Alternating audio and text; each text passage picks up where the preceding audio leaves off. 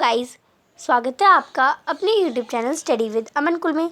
आज हम लाए हैं director of education GNCT of Delhi की वर्कशीट नंबर 27 जो कि क्लास 9th के बच्चों के लिए। सब्जेक्ट आपका सोशल साइंस है। डेट है इसकी 9 सितंबर 2021। आप अपना नेम एंड अपनी क्लास टीचर का नेम लिखेंगे। आज हम अपना ये आपका चैप्टर नंबर 2 है, तो आप इसमें चैप्टर नंबर 2 कर लेंगे। चैप्टर नंबर 2 जो है कॉन्स्टिट्यूशनल डिज़ाइन, जो आपकी सिविक्स की बुक का है, उसमें हम पढ़ेंगे वेज ऑफ द कॉन्स्टिट्यूशन, यानी कॉन्स्टिट्यूशन के जो वेज हैं उनके बारे में डिस्कस करेंगे। It was not an easy task to create a live constitution for a country as a large and diverse as India, यानी जो हमारी पूरी इंडिया है वो एक बहुत बड़ी और एक डाइवर्स कंट्री है, यानी इसमें हर प्रकार के विविधता के लोग रहते हैं। तो उनके लिए कॉन्स्टिट्यूशन बनाना बहुत मुश्किल का काम था, ईजी नहीं था। While the partition of India and Pakistan was also heart-wrenching experience, आपको पता है 1947 में इंडिया और पाकिस्तान का बंटवारा भी हुआ था, तो इसके लिए और मुश्किल में बढ़ गई थी।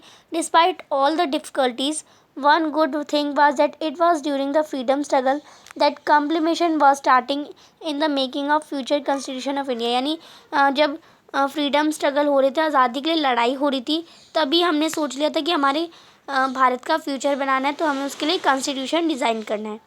Even in the document of this time the constitution of independent India talk about universal adult suffrage, यानी आज के कॉन्स्टिट्यूशन में भी इंडिपेंडेंट इंडिया में यूनिवर्सल एडल्ट सफरेज है। इसमें राइट टू लिबर्टी, इक्वालिटी दे रखा है, माइनॉरिटीज़ को राइट दे रखा है।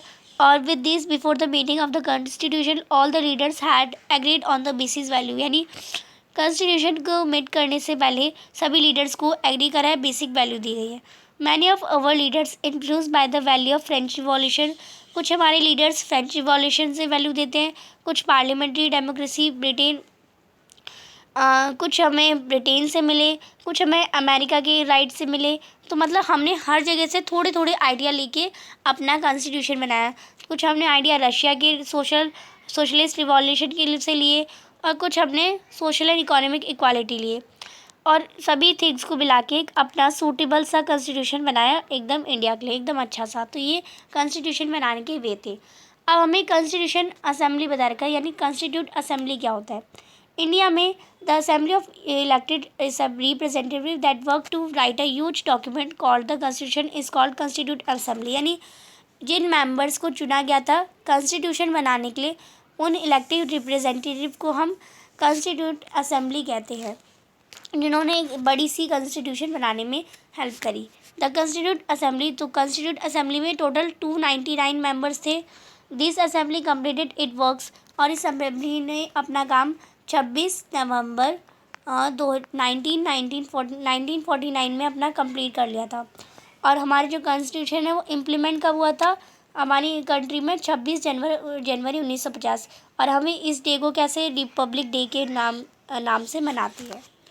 अब आपको थर्ड आपको बता रखा है एडमिसिबिलिटी ऑफ द कॉन्स्टिट्यूशन, यानी इन many countries of the world, यानी इंडिया की बहुत सारी कंट्री, यानी वर्ल्ड की बहुत सारी कंट्री में the constitution had to be rewritten in many countries, यानी बहुत सारी कंट्रीज़ में जो कॉन्स्टिट्यूशन है वो बार बार बनाया गया है। कॉन्स्टिट्यूशन रिमेन अ मर बुक, और आज भी उसे एक नॉर्मल बुक की तरह माना गया है। But the Indian constitution has been successful in keeping the citizen of India connected for almost 70 years, यानी जो इंडिया का कॉन्स्टिट्यूशन है उसने ऐसा नहीं है, उसमें इंडिया के लोगों को एकदम सक्सेसफुली कनेक्ट करके रखा है। सभी को लगभग 70 से 71 साल होने वाले हैं, तो इंडिया के सभी लोग एकजुट, आज तक शिकायत नहीं हुई कॉन्स्टिट्यूशन के।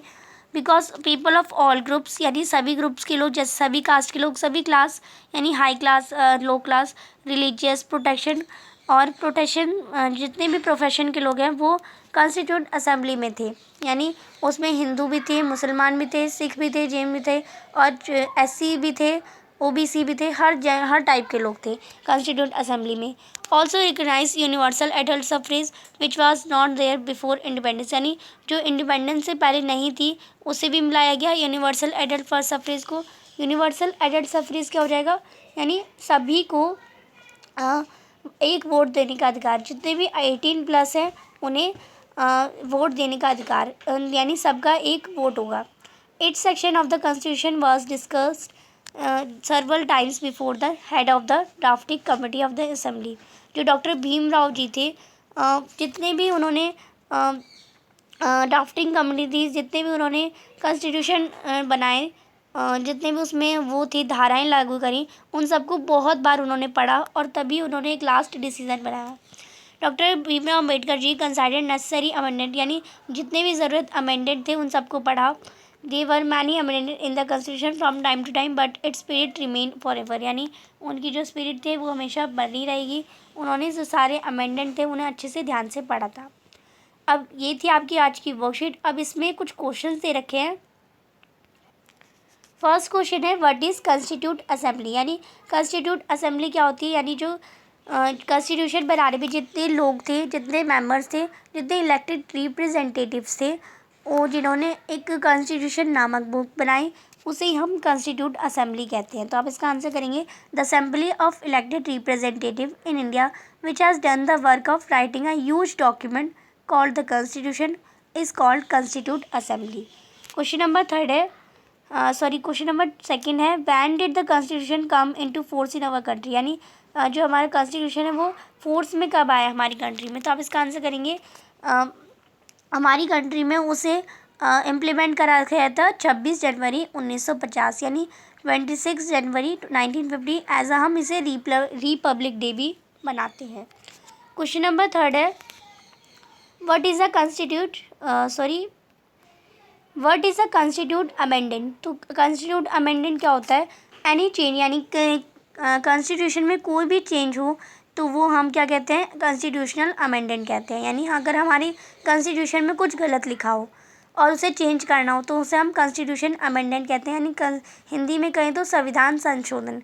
अब ये हमारी जो कॉन्स्टिट्यूशन है उसमें कुछ भी गलत नहीं है, इसलिए लोगों को 70 साल से कनेक्ट करके रखा है, इसलिए हमारी जो हमारी कॉन्स्टिट्यूशन है उसमें कोई भी कॉन्स्टिट्यूशन अमेंडेड नहीं है।